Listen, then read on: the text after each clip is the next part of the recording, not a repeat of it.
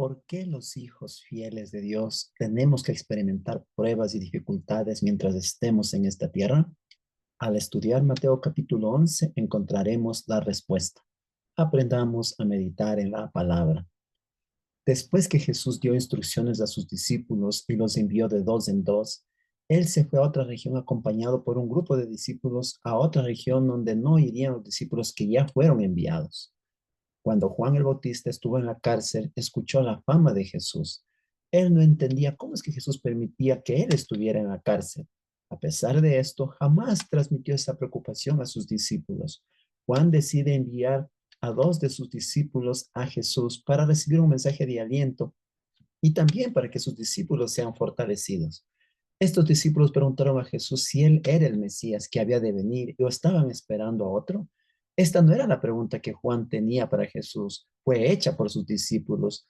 Cuando él se enteró, quedó perturbado por la incredulidad de sus propios discípulos. Muchas veces Dios permite que sus hijos fieles pasen por momentos de angustia para fortalecer su fe y confianza en Él. En el caso de Juan el Bautista, el año que estuvo en la cárcel también sirvió como testimonio de ánimo para los hijos de Dios que en un futuro tendrían que experimentar lo mismo: persecución, cárcel, martirio y hasta la misma muerte. Cuando los dos discípulos de Juan llegaron donde Jesús, no recibieron ninguna respuesta teológica de Jesús. Jesús simplemente comenzó a atender las necesidades de la gente que estaba ahí y había acudido para recibir la bendición de él. Y entonces Jesús hizo algunos milagros. Hasta ese momento, los discípulos de Juan solo habían escuchado la fama de Jesús. Ahora estaban mirando con sus propios ojos. Jesús envió a estos dos discípulos con una respuesta práctica de su ministerio a Juan el Bautista. Hasta ese momento, Juan tenía el concepto equivocado de la clase de Mesías que esperaba, un Mesías que instauraría su reino en la tierra en ese momento. Pero Jesús le demostró a Juan que vino a salvar a la humanidad. Juan quedó satisfecho y listo para fielmente aceptar los designios de Dios aún en su propia muerte. Jesús mencionó una bienaventuranza para todos aquellos que no hayan tropiezo en él. Este fue sin duda el mensaje de consuelo y alegría que Juan estaba esperando de Jesús. Cuando los discípulos de Juan se fueron, Jesús dio su testimonio sobre Juan y mencionó que Juan era un mensajero con vestiduras delicadas. No vino para presentar lujos ni modas. Juan era más que un profeta porque vino a preparar y anunciar la venida del Mesías y a presentarlo. Juan el Bautista era el Elías que había de venir profetizado por Malaquías. Juan no era el Elías traído del cielo, sino era un Juan que vino con el espíritu y el poder de Elías. Jesús se dirige al pueblo de Israel cuando dice, esta generación. Ellos tuvieron el privilegio de escuchar primero a Juan el Bautista y luego al mismo Jesús. Tuvieron el privilegio de ver los milagros de Jesús. Sin duda, tuvieron más privilegios que las generaciones anteriores del Antiguo Testamento. Pero lamentablemente no tuvieron oídos para oír. Por lo tanto, rechazaron abiertamente a Jesús. Cuando Juan vino, nadie tocó flauta ni se alegraron. Al contrario, acusaron a Juan que ni comía ni bebía por ser nazareno, de tener demonio. Cuando vino Jesús, le acusaban de ser comilón y bebedor por ser amigo de publicanos y pecadores. Jesús hace notar los muchos milagros que había realizado en algunas ciudades de Israel, que al contrario de Nínive, se arrepintió con el mensaje de Jonás. Estas ciudades que Jesús visitó e hizo muchos milagros no se arrepintieron. Sin duda, en el día del juicio se tomará en cuenta las oportunidades recibidas y que no fueron aprovechadas. Igual va a suceder con Capernaum. Jesús invita para que vengan a Él, el único que conoce al Padre, y se hagan sus discípulos. Las personas ya estaban soportando la carga de sus pecados y adicional a eso tenía que soportar las cargas impuestas por los escribas y fariseos, que eran pesadas y difíciles de llevar. Jesús invita a llevar su yugo, significa someterse a la disciplina y a la práctica de vivir de Cristo. Al aceptar el yugo de Cristo, no era hacer más pesado el trabajo, sino más liviano. El yugo de Cristo no es otra cosa sino la voluntad divina resumida en la ley de Dios y magnificada en el Sermón del Monte. El que ama verdaderamente a Cristo se deleitará en hacer su voluntad.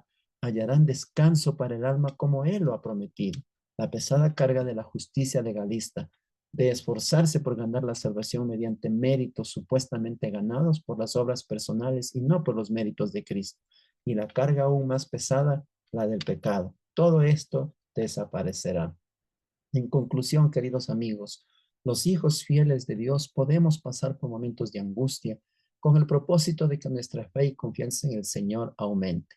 Jesús nos invita a no seguir el ejemplo de la generación de Israel, que tuvo el privilegio de ver al Mesías, de ver sus milagros, pero aún así lo rechazaron. Jesús nos invita a ir a Él para aliviarnos de las cargas del pecado y de la carga que impone el legalismo, que es la salvación por obras. Jesús nos invita a aceptar su yugo, que es hacer su voluntad, resumida en la ley de Dios y magnificada en el Sermón del Monte. Vamos, queridos amigos, a nuestra guía, aprendamos a meditar en la palabra para sacar las conclusiones y las lecciones que necesitamos, prácticas para nuestra vida. Luego de leer Mateo capítulo 11, si hacemos un resumen, podemos decir que Dios permite que muchas veces sus hijos sean probados con el propósito de que su fe y confianza se aumente. Nos invita también a aceptar su yugo, que es su voluntad resumida en su santa ley. Hoy aprendí que a través de las pruebas Dios forma mi carácter, porque mi fe y confianza en Él se hacen más fuertes. La lectura de hoy es importante para mi vida porque me ayuda a que cada día acepte el yugo de Cristo aún en los momentos más difíciles de mi vida. También hemos leído el libro Mayordomo Eficaz, el capítulo 41 con el título Métodos Populares de Incentivo. ¿Qué es lo que hemos aprendido? Que no debemos buscar fondos para la iglesia por medio de rifas, sorteos, bingos, porque es un método fácil sin sacrificio. Esto impresiona también para mal en las mentes de nuestros jóvenes. Vamos, queridos amigos, a inclinar nuestros rostros para orar. Buen Dios que estás en los cielos, queremos agradecerte por tu palabra, por enseñarnos, Señor, que por el hecho de ser hijos tuyos, fieles seguidores, obedientes a tu voluntad, eso no nos libera de pruebas o dificultades mientras estemos aquí en esta tierra, porque tú permites en algún momento que experimentemos las dificultades, porque esa es la manera de nuestra fe y nuestra confianza en ti ser aumentada. Pero al mismo tiempo, Señor, nos ayuda a cada día acudir a ti, aún en estos momentos difíciles. Nos ayuda a depositar nuestras cargas en ti, nuestras preocupaciones, nuestros miedos y nuestros temores. Porque tu yugo es más fácil de llevar, porque tu yugo hace que nuestra vida sea una delicia, siendo fieles y obedientes a tu santa ley. También hemos aprendido, Señor, que no debemos buscar fondos para la iglesia a través de métodos que aparentemente son fáciles para conseguir dinero, como son las rifas, bingos, porque a la final terminan destruyendo nuestras vidas. Y al mismo tiempo damos mal ejemplo a nuestros jóvenes para que ellos traten de conseguir dinero fácil sin sacrificio, que a la final destruirá sus vidas. Gracias por protegernos, Señor. Gracias por guiar nuestras vidas y prepararnos eh, para que pronto estemos juntos en el reino eterno junto a ti. Te lo agradecemos en el nombre de Jesús. Amén.